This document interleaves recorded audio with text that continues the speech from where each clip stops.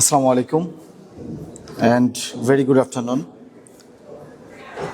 Firstly, I would like to extend my sincere gratitude to Ishad Bhai and other professors here who actually picked me, such a mediocre like me.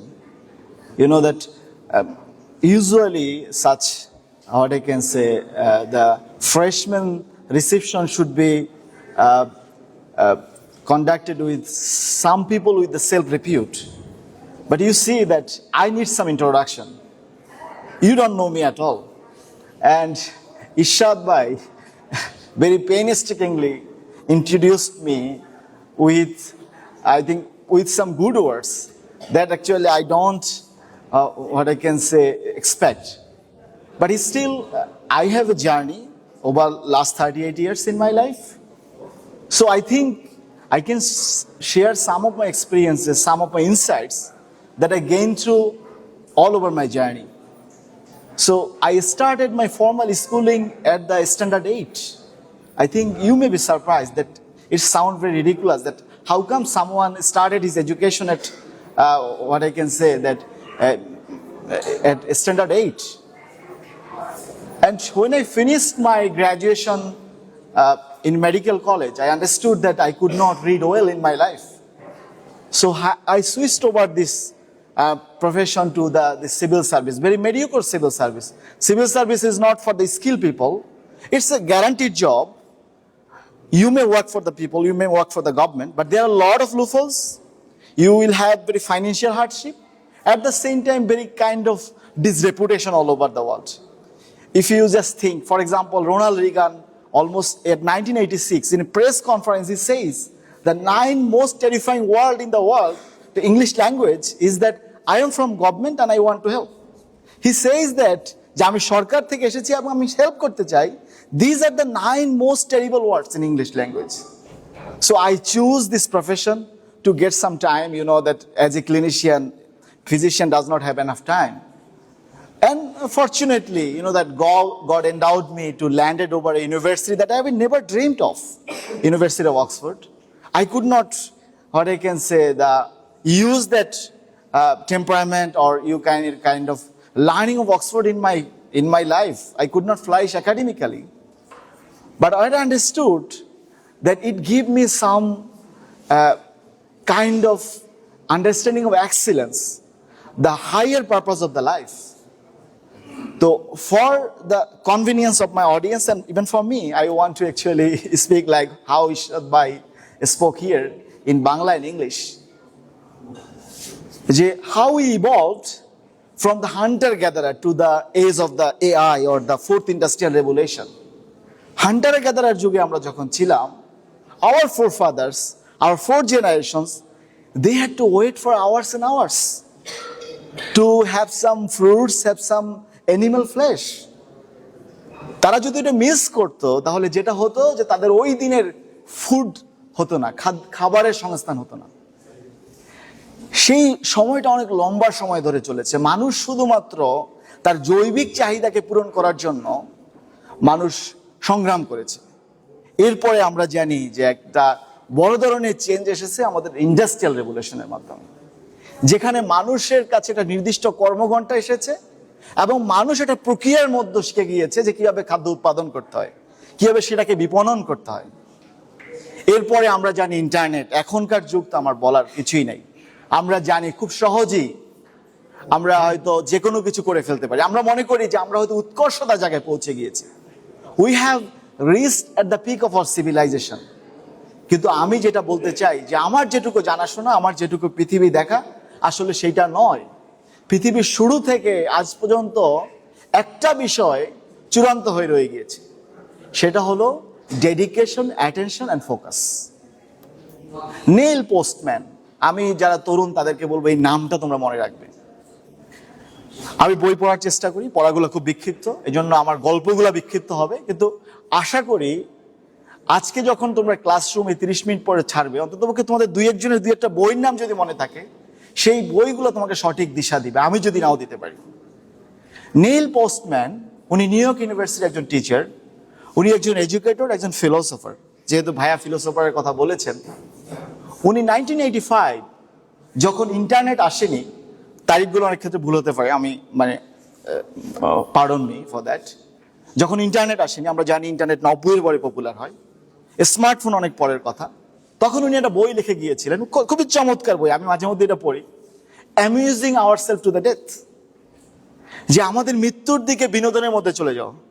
উনি বুঝিয়েছেন যে মানুষের জীবনের পারপাসটা, কারণ তখন technology আবিষ্কার হচ্ছিল, উনি প্রেডিক্ট করেছিলেন 1985-এ যে আমাদের জীবনটা হয়তো, আমাদের চিন্তা আমাদের পারপাস ড্রিভেন হচ্ছে না, আমাদের জীবনটা হচ্ছে যে আমরা বিনোদনের মধ্যে। এজন্য আমরা যখন দেখছি যে গাজায় অথবা আমরা সিরিয়ায় বলি, ইউক্রেনে বলি, যখন ধ্বংসযজ্ঞ চলছে, আমরা তখন অবশ্যই আমাদের জীবনে মিউজের দরকার আছে, আমরা তখন ইউটিউবে, নেটফ্লিক্সে অথবা ক্রিকেট দেখে আমরা উল্লসিত হচ্ছি। আমার এমন হয়েছে, হয়তো জুলাই আন্দোলন আমাদেরকে আলোড়িত করেছিল, কিন্তু এরকম হাজারটা জুলাই পৃথিবীতে ঘটলেও আমাদেরকে আলোড়িত করে না, আমাদের নিউরনকে অনুরণ দেয় না। এটা উনি 1985-এ বলে গিয়েছেন। উনি দুইটা উদাহরণ তুলেছেন, আমি আবার বলবো এই নামগুলো যদি আপনারা কেউ মনে রাখতে পারেন। উনি দুই ধরনের ডিস্টোপিয়ার কথা বলেছেন। ডিস্টোপিয়ার ব্যাখ্যা আসলে আজকের অডিয়েন্সে দেওয়ার মতো না।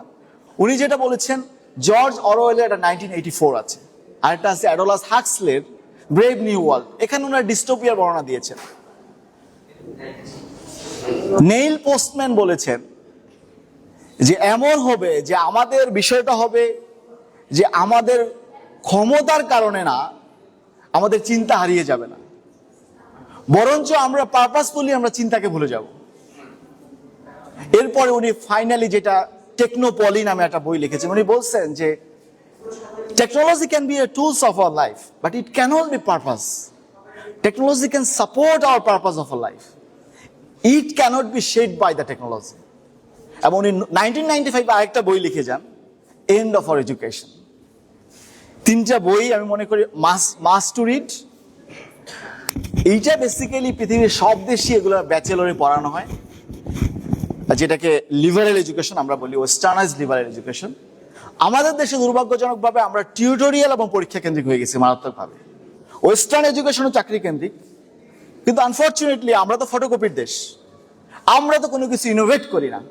আমরা ওয়েস্টার্ন থেকে এনে ফটোকপি করতে গিয়ে আমরা ওদের যে স্পিরিটটা সেটা হারিয়ে ফেলছি। কারণ একটা মানুষ, এই ইন্ডাস্ট্রিয়াল রেভলিউশনের আগে মানুষের ফোকাস ছিল হাইস্ট 2 থেকে 3 মিনিট, মানে কোনো কিছুতে মানুষ 2 থেকে 3 মিনিটের বেশি ফোকাস দিতে পারে না। আপনারা হন অনেকেই হয়তো জানেন, এখানে আমি জানি অনেক হয়তো সায়েন্টিস্ট আছেন, আমার চেয়ে এক্স্যাক্টলি বলতে পারবেন, বাট আমার জানাশোনার মধ্যে, আমি যেহেতু খুব আটপুরে একজন সরকারি চাকরি করি, আমি খুব সবকিছু এক্স্যাক্টলি বলতে পারেন, আমার জন্য দুষ্কর। এখন মানুষের অ্যাটেনশন স্প্যানটা 9 থেকে 10 সেকেন্ড, এবং ইন্টারনেট এডিকশন, এটার ফলে mental health, suicide, sleep problem, এটা নিয়ে 1 ঘন্টা লেকচার দেওয়া সম্ভব। কার্ল নিউপোর্ট যেটা বলছেন, হার্বার্ট ট্রেন্ট একজন সায়েন্টিস্ট, উনি বলছেন এই যে ফোকাসটা এই এআই যুগে আমরা মনে করছি এআই দিয়ে সব হয়ে যাচ্ছে। উনি কিন্তু একজন হার্বার্ট ট্রেন্ট সায়েন্টিস্ট, উনি বলতেছেন, ওনার গবেষণা আছে, উনি বলছেন এই ফোকাসটা হলো এই যুগের সার্ভাইভিং স্কিল। আমি শুধু এটা বোঝানোর জন্য বলতে চাই যে পৃথিবীর সব সময় ডেডিকেশনটা এবং বার্নিং ডিজায়ার, কোনো কিছু করতে চাওয়ার মতো পাগলামিটাই সবসময় আসলে পৃথিবীকে জাগিয়ে রেখেছে। এইটা না থাকলে আসলে কখনোই আমরা যে আজকে হান্টার গ্যাদারার থেকে আজকে যে আলোর নিচে বসে, এই যে আমি কমিউট করে 1 ঘন্টার মধ্যে আমার সচিবালয় থেকে এসে আপনাদের সামনে কথা বলতে সম্ভব হতো। আমি বেশ কিছু এক্সাম্পল, এগুলো সব গল্প আসলে, কিন্তু সবগুলা গল্পের অথেন্টিক গল্প, হয়তো ক্রোনোলজিগুলো আমার ভুল হতে পারে। আমরা যদি ইভেন আমাদের ট্রেডিশন, রুটস, ধর্ম থেকে আমরা শুরু করি, আমরা সহজেই দেখতে পাই যে আজকে এখানে আমি জানি বৃহত্তর একটা জনগোষ্ঠীর মানুষজন মুসলমান, অনেকে প্র্যাকটিসিং মুসলমান। ইসলামের ইতিহাস যদি আমরা দেখি, আমরা দেখবো যে 30 বছরে যে ইসলামের নামগন্ধ ছিল না আরাবিয়ান পেনিনসুলায়, it has been extended to the Chinese civilization. এবং এটার পিছনে ছিল একজন মানুষ, যাকে আমরা প্রফেট সাল্লাল্লাহু আলাইহি ওয়াসাল্লাম বলে দেখি। কিন্তু এইটা কি উনি একটা রিভিলেশন পেয়েছেন, আল্লাহ নির্দেশনা পেয়েছেন, উনি বাস্তবায়ন করে ফেলেছেন? বিষয়টা এরকম। আল্লাহ তাকে প্রায় 30-40 বছর ধরে তাকে প্রিপেয়ার করেছেন। আমরা তার হেরা গুহার গল্প জানি, এই কেভ অফ হেরাতে গিয়ে উনি দিনের পর দিন ধ্যানমগ্ন ছিলেন। উনি সোসাইটিতে এমন একটা ইমপ্রেশন তৈরি করেছিলেন যার একটা নাম ছিল আল আমিন। মেরাজের যে ঘটনা, আজকে আমাদের অনেকেই আমাদের প্রফেটের মেরাজের ঘটনাটাকে অবিশ্বাস করেন বা এটাকে বিশ্বাস করতে কষ্ট হয়। এই ঘটনাটার বিষয়ে যখন ওই সময়ে যারা অবিশ্বাসী তারা আবু বকর সিদ্দিক রাদিয়াল্লাহু আনহুকে গিয়ে বলেছিলেন যে আপনি কি জানেন আপনার সতীর্থ এমন একটা কথা বলছে যেটা অবিশ্বাস্য। উনি একটা লাইন বলেছিলেন, if prophet Muhammad সেইজ so I believe that. নবী মুহাম্মদ যদি এটা বলে থাকে তাহলে আমি বিশ্বাস করি। উনি এমন একটা ইমপ্রেশন তৈরি করেছিলেন সমাজে যে উনি বলার কারণে উনি বলছেন যে আমি তাহলে এটা বিশ্বাস করি। The only line. আমরা যদি ধর্ম থেকে রাজনীতিতেও আসি, অনেক উদাহরণ দেওয়া যাবে, আমি পরিচিত উদাহরণটাই দেই। আজকে যদি আমরা ডেমোক্রেসির কথা, রেজিলিয়েন্সের কথা, রিকনসিলিয়েশনের কথা বলি, তাহলে ম্যান্ডেলার কথা বলি। এই নেলসন ম্যান্ডেলাই 40 সালে প্রথম জেলে যান, কিন্তু 67 সালে যখন জেলে যান 27 বছর একটা না উনি জেল খাটেন। 1994 বের হয়ে আসেন। এরপরে ইতিহাস তো আর বলার আপনাদের প্রয়োজন নাই। আমরা যদি আমাদের দেশের কবিদের কথা বলি,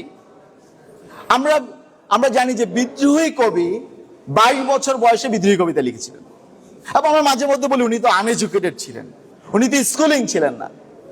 কিন্তু আপনি খেয়াল করে দেখেন উনি 9 বছরে লেটোর গানে যোগ দিয়েছিলেন। ওই গানটা ছিল ট্রেডিশনাল গান, সেখানে প্রচুর আরবি এবং ফার্সিকে শিখতে হতো। উনি 9 থেকে 22 এই 15 বছর এই একটা বিষয়ে লেগে থাকার কারণে উনি কবিতাগুলো লিখেছেন। এবং আপনি যদি কবিতাগুলো পড়েন, আপনার অনেক শব্দ আপনি এখনো জানেন না। এত ইন্টারনেট, এত অ্যাক্সেস থাকার পর আপনি অনেক শব্দ আপনি অর্থ জানেন না। আমি কিছু সায়েন্টিস্টদের গল্প বলতে চাই যারা পাগলামি করে আজকে পৃথিবীটাকে এই পর্যন্ত নিয়ে আসছে। মাইকেল ফ্যারাডে, যিনি ইলেকট্রোম্যাগনেটিক ফিল্ড, এই যে কথা বলছি আলো দিচ্ছে, এই ফ্যারাডে এমন গরিব ঘরের মানুষ ছিলেন যিনি ছাপাখানায় কাজ করতেন, সহকারীর কাজ। উনি ওই সময় বিখ্যাত বিজ্ঞানী হামফ্রে ডেভি ওনার লেকচার শুনতে গিয়ে ওই লেকচারটাকে জাস্ট নোট ডাউন করেছেন। নোট ডাউন করে হামফ্রে ডেভির কাছে উনি মেইল করেছেন, মানে চিঠিতে পাঠিয়েছেন। হামফ্রে ডেভি এটা থেকে খুবই উদ্ভাসিত হয়েছিলেন। এ অসাধারণ কাজ। ওনাকে ল্যাবে সহকারী হিসেবে নিয়োগ দিয়েছিলেন। সেই ল্যাব সহকারীর অবদানে কিন্তু আজকে আপনি আমি কথা বলতে পারছি। এই ইলেকট্রিসিটি, ম্যাগনেটিক ফিল্ড যদি উঠিয়ে নিয়ে যায়, অলমোস্ট আমরা হান্টার গ্যাদারারে চলে যাব। আমি দুই ভাইয়ের গল্প বলতে চাই। রাইট ব্রাদার্স নামে আমরা ছোটবেলায় পড়েছি, কিন্তু গল্পটা অনেক ইন্টারেস্টিং। আপনারা ডিটেইল, অনেক বই আছে, মুভি আছে, আপনারা প্লিজ দেখবেন। 1890 সালের দিকের ঘটনা। তখন পৃথিবীতে জাহাজ চলছে, বিমানের কথা আলাপ হচ্ছে। জার্মানি তখন খুব ভালো জায়গায়। জার্মানির বিজ্ঞানী অটো লিলিয়েন্থাল, ওনাকে মানুষ ফ্লাইং ম্যান বলছে। উনি একটা ফ্লাইং মেশিন উড়ানোর চেষ্টা করছে। সেই ফ্লাইং মেশিন ওঠাতে গিয়ে উনি 1895 সালে উনি মারা যান, 96 সালে মেবি। এইটা নিউজ পেপারে পাবলিশ হয়। জার্মানি থেকে প্রায় নর্থ ক্যারোলিনা, আমেরিকায়, ভাই আমেরিকায় পড়েছেন, 6000-7000 মাইল দূরে দুইজন সাইকেল মেকানিক্সের দোকানের কর্মচারী বলেন বা যাই বলেন, উইলিয়াম ও অলিভার রাইট ভ্রাতৃদ্বয় বলা আছে, আমি এক্স্যাক্টলি নাম মনে করতে পারছি না। তারা খুবই ইন্সপায়ারিং হইলেন। একজন মানুষ মারা গেছে কিছু একটা আবিষ্কার করতে গিয়ে। একদম ভেরি অথেন্টিক গল্প, হয়তো narration may be different here and there. ওই সময় কিন্তু পৃথিবীতে অক্সফোর্ড, কেমব্রিজ, MIT-র মতো ইনস্টিটিউশনগুলো আছে। তারা $1 বিলিয়ন ইনভেস্ট করছে যে আমাদের ফ্লাইং মেশিন বানাতে হবে। এরোপ্লেন নামটা তখন ছিল না। এই রাইট ভ্রাতৃদ্বয়, তাদের ছিল ছাপাখানার ব্যবসা। সেটা বন্ধ হয়ে যাওয়ার পর সাইকেল মেকানিকের একটা দোকান খুলেছেন। নতুন ব্র্যান্ডের সাইকেল খুলে জোড়াতালি দিয়ে জিঞ্জিরার মতো কিছু একটা তৈরি করেন। তারা শুয়ে শুয়ে চিন্তা করলেন যে সাইকেলকে তো এমনি থাকে না, যখন আমরা চালাই তখন সাইকেলের ব্যালেন্স থাকে। হার্ভার্ড, MIT এবং অক্সফোর্ড, কেমব্রিজের গবেষকরা তারা চিন্তা করছিলেন নদীতে জাহাজ কিভাবে ভাসে, কিন্তু আকাশের যেই ইকুইলিব্রিয়াম, নদীর ইকুইলিব্রিয়াম এক নয়। এইটাই রাইট ভ্রাতৃদ্বয়, দুইজন সাইকেল মেকানিক, তারা কিন্তু ঠিকই তারা নতুন করে চিন্তা করলেন। তারা কি শুধু চিন্তা করে শেষ করলেন না, তারা ভাষা শিখলেন। লিওনার্দো দা ভিঞ্চি, উনি ছিলেন একজন আর্টিস্ট এবং একজন অনেক পলিম্যাথ যাকে বলে, ওনার সকল কারুকার্য আর্কিটেকচারাল সবকিছু ওনারা পড়ে ফেললেন। 1890 সাল থেকে সম্ভবত 1903 সালে নর্থ ক্যারোলিনা মরুভূমিতে ওনার সম্ভবত প্রথম ফ্লাইং মেশিন উড়াতে সমর্থ হলেন। আজকে আমরা যে 1000 মাইলের দূরত্ব বছর পর বছর ধরে যে ইভেন হজ করতে আমরা জাহাজে যেতাম, সেটা যে আজকে আমরা 6 ঘন্টা যাচ্ছি, ওই পাগলামির কারণেই তো যাচ্ছি। রাইট ভ্রাতৃদ্বয় ওই সময় আমেরিকায় আমি নিশ্চিত যে উপহাসের শিকার হয়েছিলেন, যে সাইকেল মেকানিক করবে এই আজকের যুগের সবচেয়ে আমি বলবো ইউজফুল একটা আবিষ্কার তারা কিন্তু করেছিলেন। এরকম গল্পের শেষ নাই। আমি জানি ইরশাদ ভাই আমাকে কতক্ষণ পারমিট করবেন, আর আপনারা কতক্ষণ আমাকে শুনবেন। এই যে জ্ঞানের তৃষ্ণা, এই যে ডেডিকেশন, এটা সবসময় ছিল। আইনস্টাইন এই নামটা মনে হাউজহোল্ড নাম বাংলাদেশ। আইনস্টাইনের নাম যে শুনে না, আমি মনে করি তার জীবন বৃথা হওয়া উচিত। আর্থার এডিংটন নামে একজন ইউকের সায়েন্টিস্ট, উনি বললেন যে আইনস্টাইন যে থিওরি অফ রিলেটিভিটি দিয়েছে, এটা is one of the best theories. এইটা যখন পাবলিশ হলো ইংলিশ মিডিয়াতে, তখন এইটা একটা আন্দোলন তৈরি করলো, বৌদ্ধিক আন্দোলন। এই আন্দোলনটা সেই ইংল্যান্ড থেকে 1000 মাইল দূরে কলকাতা এসে আশ্রয় পড়েছিল। এই যে সামনে যারা আমাদের স্যাররা বসে আছেন, স্যারদের মতো মানুষদের কারণে। তখন তার ইন্টারনেট ছিল না, ইউটিউবও ছিল না। প্রেসিডেন্সি কলেজে ছিলেন 2 জন, একজন ছিলেন সত্যেন বোস, একজন ছিলেন মেঘনাদ সাহা। তারা কম্পিট করলেন, তারা জার্মান ভাষা শিখলেন, তারা নিলস বোর থেকে শুরু করে ম্যাক্স প্লাঙ্ক সবাইকে পড়া শুরু করলেন। এই আইনস্টাইনের সাথে কমিউনিকেট করলেন। এই মেঘনাদ সাহারা এমন কম্পিটিশন করেছেন যে বিএসসি তে মেঘনাদ সাহা ছিলেন প্রথম, এমএসসি তে গিয়ে 2 জন জয়েন্ট ফার্স্ট হয়েছিলেন। এবং আজকের পৃথিবী কিন্তু মেঘনাদ সাহাকে মনে রেখেছে। আমরা আমাদের ছাত্রদেরকে আমরা নিজেরা এটা একটা ব্যর্থ বলবো, আমাদের রাষ্ট্রের ব্যর্থ দায়িত্ব যে আমরা মেঘনাদ সাহাকে চিনাতে পারিনি, সত্যেন বোসকে শেখাতে পারিনি। বোস পার্টিকেল আজকে পৃথিবীতে যারা স্টেম পড়ে, যারা স্কুল কলেজ লেভেলে পড়ে, তারাও সত্যেন বোসকে চিনে, যারা মেঘনাদ সাহাকে চিনে। সাহাজ ইকুয়েশন অফ দ্য আয়োনাইজেশন আমরা ওদের কেমিস্ট্রিতে যারা পড়েছি তারা শিখি, আমার যারা আর্টসে যারা পড়ছে তারা জানে না। কিন্তু এইটা বলবো যে আমাদের একটা ব্যর্থতা। সেই আইনস্টাইনকে ফলো করে 1919 সালে, আজকে 100-150 বছর আগেও কিন্তু মানুষজন নিজেকে পরিবর্তন করেছিল।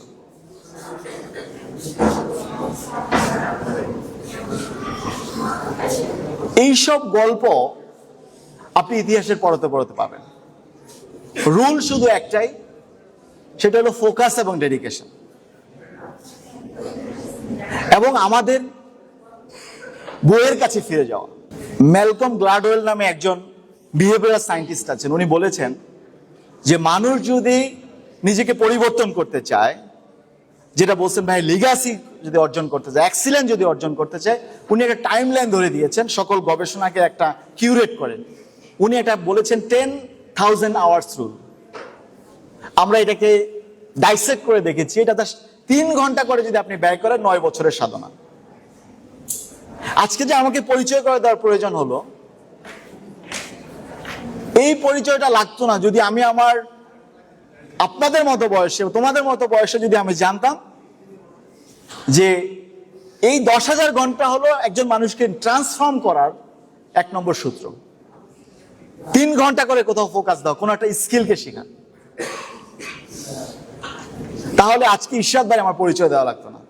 আমি যখন স্টেজে আসতাম, আই উইল বি সামওয়ান, বাংলাদেশের কোনো তরুণ সায়েন্টিস্ট অথবা আইমান সাদিকের মতো একজন উদ্যোক্তা, অথবা বাংলাদেশের একজন ভালো কৃষক যাকে বাংলাদেশের মানুষ সবাই চিনে। বাংলাদেশে অনেক কৃষককে মানুষ আমার চেয়ে অনেক শ্রদ্ধার সাথে চিনে এবং স্মরণ করেন। আমার পজিশনটা হলো very temporary position with a contract. আমার কন্ট্রাক্ট শেষ হয়ে গেলে আমার কথা বলার ফ্লোরটাই হয়তো কেউ দিবে না আমাকে। এই জন্য আজকে এখানে যারা নতুন জীবন শুরু করছে, তাদের প্রতি আমার একটাই অনুরোধ যে আজকের দুনিয়াতে জ্ঞান হয়তো অবিরত হয়েছে, অ্যাক্সেস হয়তো সহজ হয়েছে। আমার বয়সে আমি জানতামই না যে বই কোথায় পাওয়া যায়।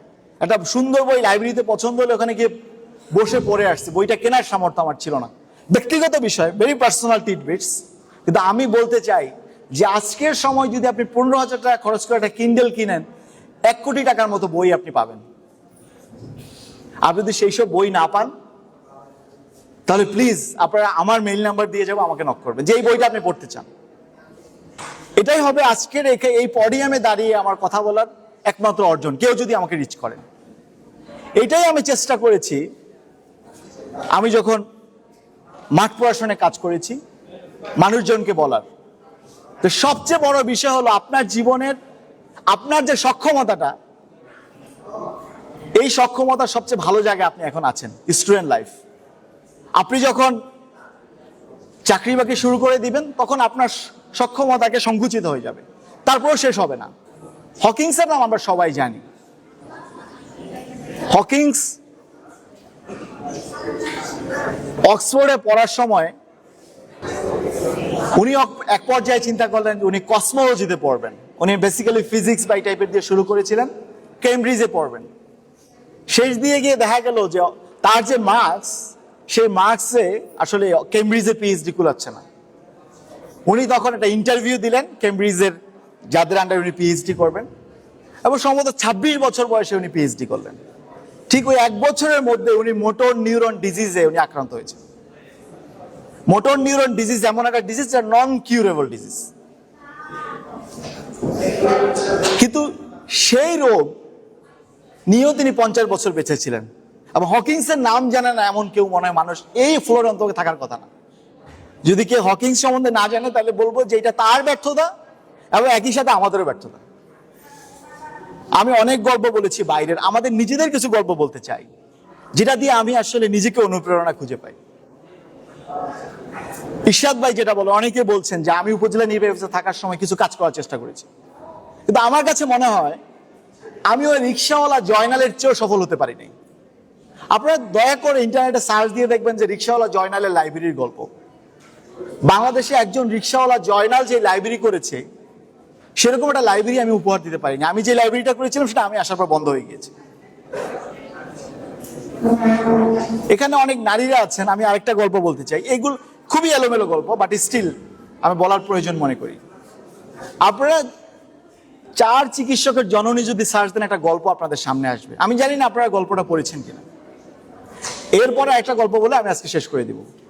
গল্পটা হলো এরকম একজন নারী, তার স্বামী প্রবাসে থাকেন, 1 বাচ্চা হওয়ার পরে উনি দেশের বাইরে চলে গিয়েছেন। এরপরে তাদের 4টি কন্যা সন্তান হয়। এই 4টে কন্যা সন্তানকে নিয়ে উনি যখন বিদেশে দেখলেন পড়াশোনা হচ্ছে না, উনি দেশে আসলেন। ওনার শ্বশুর বাড়ি এবং নিজের বাড়ি ওনাকে সাপোর্ট দেয়নি।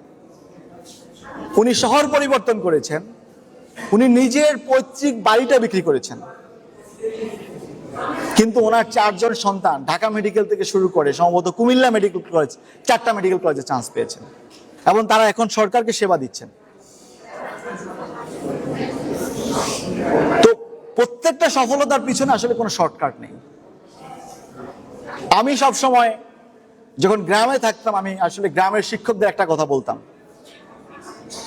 যে একজন সরকার প্রধান বা একজন উপজেলা নির্বাহী অফিসার বা যে কোনো প্রশাসকের চেয়ে একজন শিক্ষকের সক্ষমতা অনেক বেশি।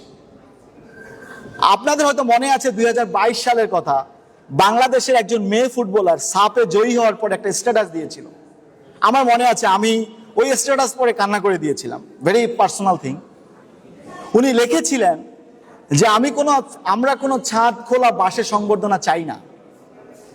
যেই সব মানুষজন আমার পাশে দাঁড়িয়েছেন তাদের জন্য আমি সবুজ ঘাসকে ছুঁতে চাই। গল্পটা কি? গল্পটা হলো 2003 সালে ফিফা বলে দিয়েছিল যে প্রত্যেক দেশের পুরুষ ফুটবলারের সাথে নারী ফুটবলারের দল রাখবে। ময়মনসিংহের দোবাউড়া উপজেলার মফিজউদ্দিন এবং মিনতি রানীরা তারা একটা পাগলামি শুরু করলেন। তারা মনে করলেন মেয়েদেরকে ফুটবল খেলানো যায়। ময়মনসিংহের দোবাউড়ার মতো প্রত্যন্ত এলাকায় ধর্মীয় রক্ষণশীলতাকে উপেক্ষা করে, মানুষের টিপ্পনী ছিল মহিলা কোচ, সেটাকে উপেক্ষা করে তারা এই বাংলাদেশের ফুটবল দলকে 2004 থেকে শুরু করে 2022 18 বছরের পরিশ্রমে তারা এই ছাদ খোলা বাসের সংবর্ধনার ব্যবস্থা করেছিলেন। আজকে তোমরা যারা এখানে বসে আছো, আমি শুধু এটাই বলতে চাই যে শর্টকাট কখনোই নাই। একজন কিংবদন্তির কথা বলে আমি শেষ করে দিব, সরি, যিনি আমাকে অনুপ্রাণিত করেছেন এবং এই শাস্ত্রে কাজ করার জন্য একটা বড় ধরনের অনুপ্রেরণাকারী জাফরুল্লাহ চৌধুরী। এই জাফরুল্লাহ চৌধুরী লন্ডনে যখন পড়তে যান, তখন তিনি ওই দেশের দর্জির বানানো ব্লেজার পরতেন এবং ওই দেশে উনি নিজস্ব ভেহিকেল ড্রাইভ করতেন। স্বাধীনতার আগের গল্প। উনি এফআরসিএস করতে গিয়েছেন, ফাইনাল পরীক্ষার আগে যখন দেখলেন দেশের মানুষজনকে মারা হচ্ছে, জুলুম করা হচ্ছে, উনি পাসপোর্টকে ছিঁড়ে ফেলেছেন। দেশে এসেছেন, যুদ্ধের পরে অনেক সংকটের মধ্যে দেশ ছাড়তে চেয়েছেন। ওনার একটা গল্প আছে, আপনারা পড়ে দেখবেন। একজন রিক্সাওয়ালার কথায় উনি যখন বিদেশে আবার ফিরে যাবেন, একজন রিক্সাওয়ালা বলছেন, স্যার আপনি চলে যাবেন, আমাদের কি হবে? উনি গণস্বাস্থ্য হাসপাতাল প্রতিষ্ঠা করেছেন। সেই হাসপাতালে বাংলাদেশের সবচেয়ে আধুনিক ডায়ালিসিস সেন্টার আছে। সেই হাসপাতালে রাতের বেলা উনি দিনমজুরদের ডায়ালিসিসের ব্যবস্থা করেছেন, এই ফিলোসফি থেকে যে রাতের বেলায় কাজ শেষ করে ডায়ালিসিস করা যাবে।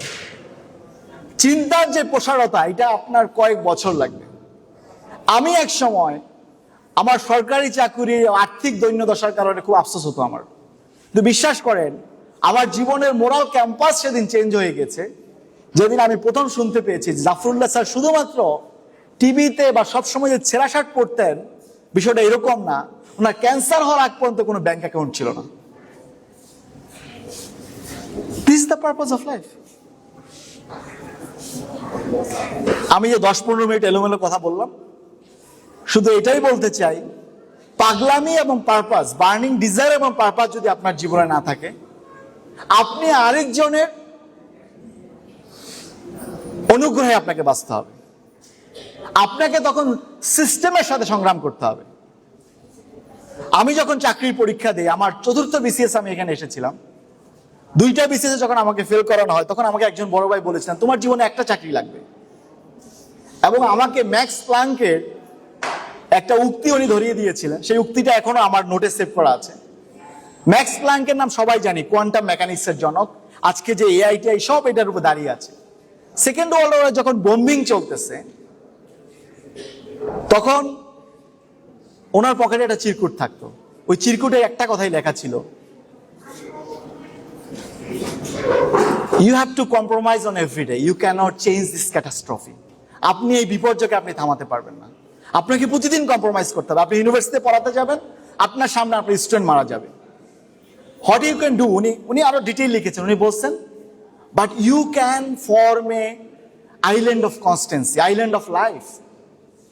You can gather the young mind around you. আপনি আপনার চারপাশে ইয়াং মাইন্ডকে একত্রিত করতে পারবেন, যুবকদেরকে একত্রিত করবেন, হোয়ার লাইফ ক্যান গ্রো। লাস্ট লাইনটা লিখেছেন, the most precious thing now is the students, যাদের সামনে দাঁড়িয়ে আজকে কথা বলছি।